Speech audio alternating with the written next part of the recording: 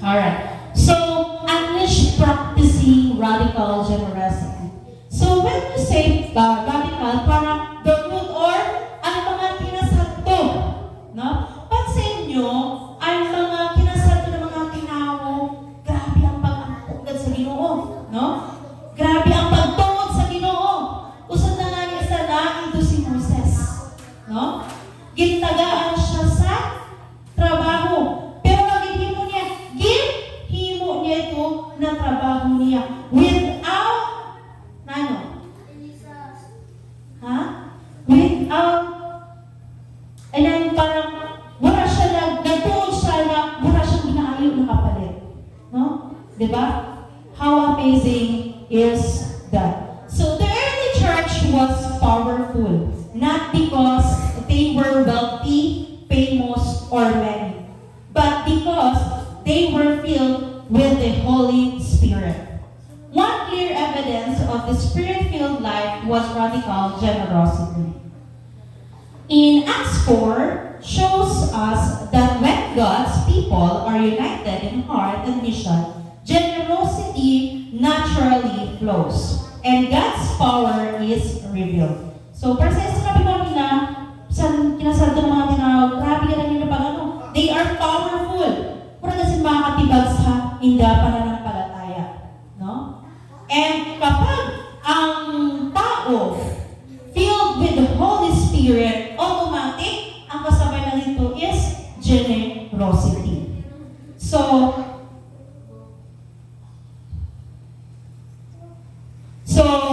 our memory text found in Acts 4 verse 32. And it says, "And the multitude of them that believed were of one heart and docile. Neither said any of them that all of the things which he possessed was his own, but they had all things common." So in Tagalog version,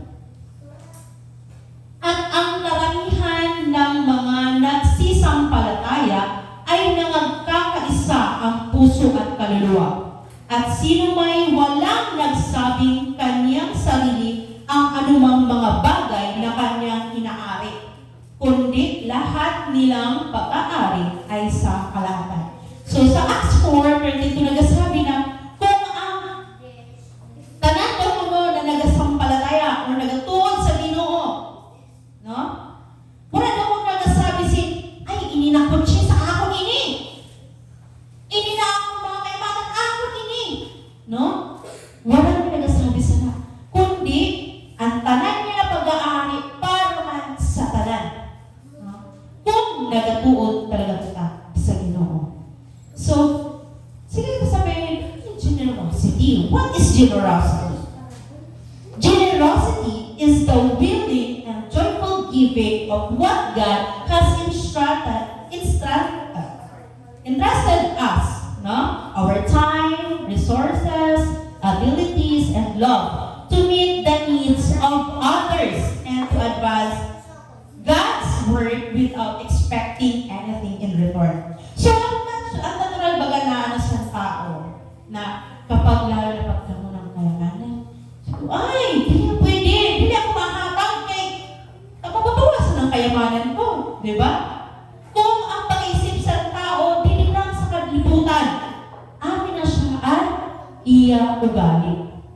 Di na siya maisip, nagtatrabaho ko na ng tao, parang nagbinulit sa akin, nagtrabaho ko sa bungan, kaya may ibulit siya sa akin, di ba? Kung ang pag-isip sa tao na nasa kalibutan lang, urong sana ang sasabihin kaghihimuon. Pero sabi sa Ginoo, sa mga una pa na panahon, they are filled with the Holy Spirit. Namin yung gagawin mo. Bisan pa makabuhin kapoy, bisan pa wara-wara na sinda, no? Bisan pa siguro sabi yung tanag, pisong bingkong pera, ihahatag ihapon niya nila because they are filled with Holy Spirit. So they have, sa akong message sa ninakaagaahon, igulang kita 5 key points, no? Na maka-explain sa ating topic. Okay? First, key points. Unity of heart produces generosity. So in Acts 4, verse 32, it says, all the believers were one in heart and mind. So, tanan daw mo nagatuod sa Ginoo, uusad lang ang puso, kausad lang ang pag-iisip. So, the believers were not forced to give. They were moved to love. So, ano daw, dili siya sabi na dili siya ginapilit na maghatag, no?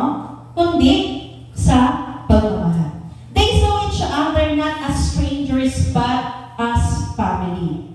When hearts are united in Christ, selfishness fades and generosity grows. True generosity begins inside the heart and not in the pocket. So, kita ba ng mga katauhan sa Ginoo? Ginapilit pa kita maghatag sa tithes and offering? No. No? Sabi sa Ginoo, kung pinalangan ihatag mo. Diba? Kung di mo kaya maghatag, kasi wala ka talaga, di mo kaya maghatag sa financial, why not ihatag mo sa diri sa Ginoo? Dapat kayo dili ka magkadto sa mga balay. Kanina mismo magpinsahe sa mga katauhan. Na? That is, kapag ang puso mo ay nasa Ginoo. Next is, the Holy Spirit is the source of true generosity. So in Acts 4, verse 33, it says, with great power, the apostles continued to testify, and God's grace was so powerful in word in them all. So Ellen G. White explains that their liberality was the result of the outpouring of the Holy Spirit. When the Spirit fills our lives, our priorities change. Money, time, and possession are no longer control us. We surrender them to God's mission. So kung kita na ng mga kakaway, puno kita sa Holy Spirit. Kung dati, para sa akin, kung dati ako, mahilig ako sa mga, kailangan ko maging ugsani, kailangan ko maging ugsana, no? Kasi ako yung mga kapaayon sa akin, no? Pero kung kita, mga kakaway, puno kita sa Holy Spirit, maiba na ang atong isip, no? Dili na pero sa dili ka ang atong ginaisip. Dili na kita selfish na tao. No? Kapag kita puno sa Holy Spirit, masabi kita, kita, paluwi din sa na, mahatag kita. No? Bisan mura-mura pa kita, mahatag kita, kaya naluluwi kita. No? Niya ang sabi, na kapag ang Holy Spirit, it is the source of true generosity. Bisan mura kitang ginaayo na kapalit sa iba na tao. Bubuligan na ko sila. The third one is, love for souls is greater than love for possessions. In Acts 4, verses 34 and 35, it says, there were no needy persons among them. So the believers valued people over property. So same as sa panduwa, no? They understood that souls are more valuable than earthly wealth. Their actions showed that the gospel they preached was real and powerful. Kung nakikita sa tao na may ninatao, dahil sa pagtuon niya sa Ginoo, nawawala ng selfishness niya. Diba? So, naghimuha ng sa tao lang kita sa imo. Lalayon ka ba niya? Dili. Ano mo niya? Mag-aupod siya sa imo. Kaya masabi siya, tama ang ginatuudan sa ni na tao. Kaya bago siya. No?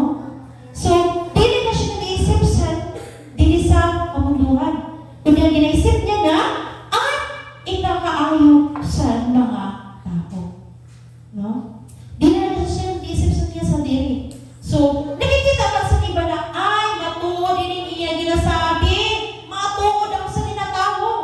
Kaya nakikita ko na sa iya Kung nanay hindi mo, amo na talaga ang iya ginasunod. So, the fourth one is, generosity makes the gospel visible. So sa paagi daw mo sa pagpuli without inalagaan sa kapalit, no? Nakikita talaga ang gospel, no?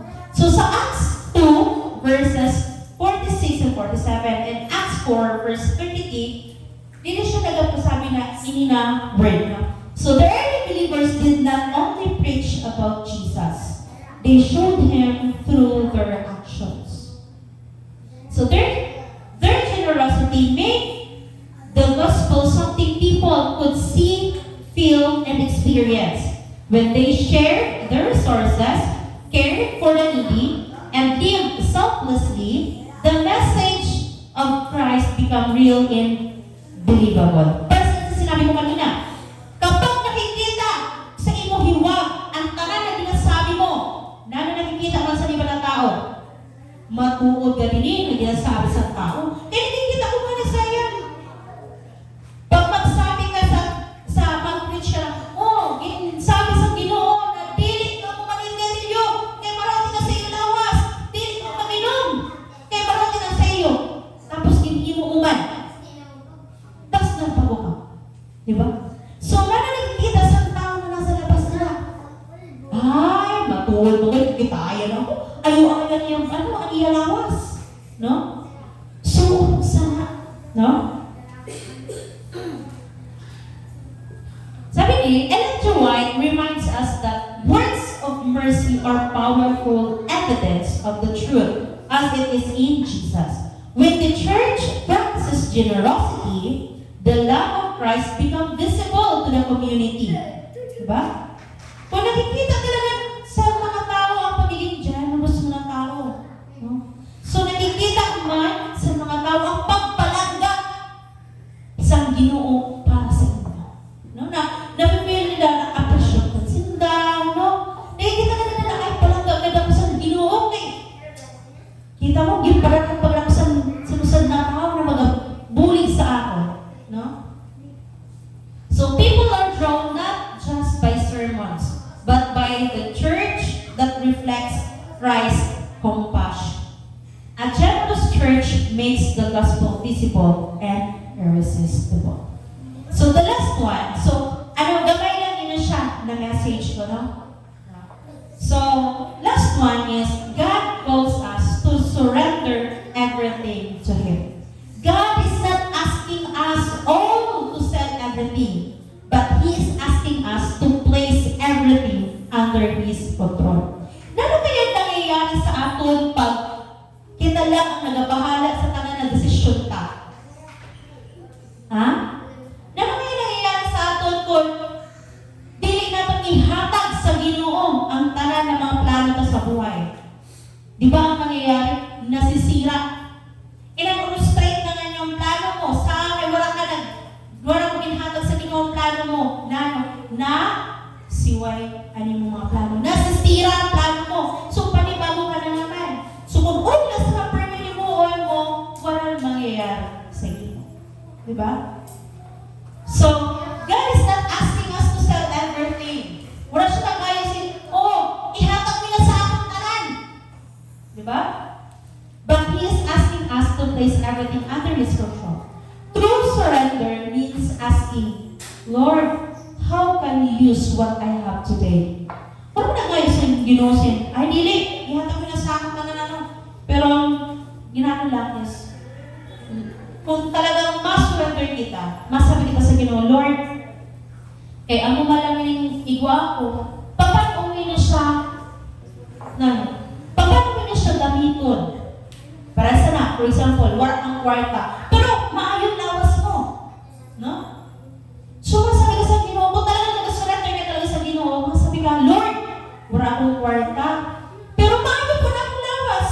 Paano niyo po yun siya gamiton para makabulig sa inyo? Diba? So, when we give joyfully and willingly, God multiplies our impact. So, kung maayos na rin lawas yan na, mas papaayusun pa inasang Ginoo kung isusurrender natin ang atong sarili sa Kanya. So, God doesn't need our wealth. He wants our hearts. So now, let us ask ourselves, it's easy for me to give to God. Ano kaya ang pinakamadali na ihatag ko sa Ginoo yan, ha? Akong ba kayamanan? Akong ba pagkaranga? Akong balawas? So kita lang po ang nakasabat sa mga. Next is, what is the hardest or what is hardest for me to surrender? Ano kaya ang pinakamalasod para sa akin ay surrender mo sa Ginoo? No? Ano kaya ang malisod? Ay nang mga sabi, pag magsabi ang Ginoo, ihatag na sa akin. Ay, ayaw Lord! Ayaw! Di ko kaya. Nano kaya na inapagay? Na para sa atong lisod-lisod, ihatag sa Ginoo. So kita gihapon sa nakal makasabat. And the last question, who in my community might God be calling me to help? So, sino ba ng mga tinao ang pwede na magtawag, no? Para magnayon bulig sa akin? Even the small acts, time, kindness, listening, sharing can become powerful when led by the Holy Spirit. So, bisan na kaya siya. Kung talagang ng Holy Spirit sa atin, amin siya magabulig sa atin para himuon ang mga bagay na sa tingin natin, dili kaya natin himuon. So today, the Holy Spirit invites us to live like the early church, united in heart, filled with love, and willing to give sacrificially. No? Amin na natulog. Yan ang nadlaw. Naayo sa Ginoo sa atin. United in heart, filled with love, and willing to give sacrificially. Let us surrender our time, talents, positions, and influence so that the gospel may advance and Jesus may be glorified. When generosity is unleashed, hearts is united, needs are met, and God's power is revealed. So may we, the child of God, be a people who live out the truth of Acts chapter 4. Not just in words,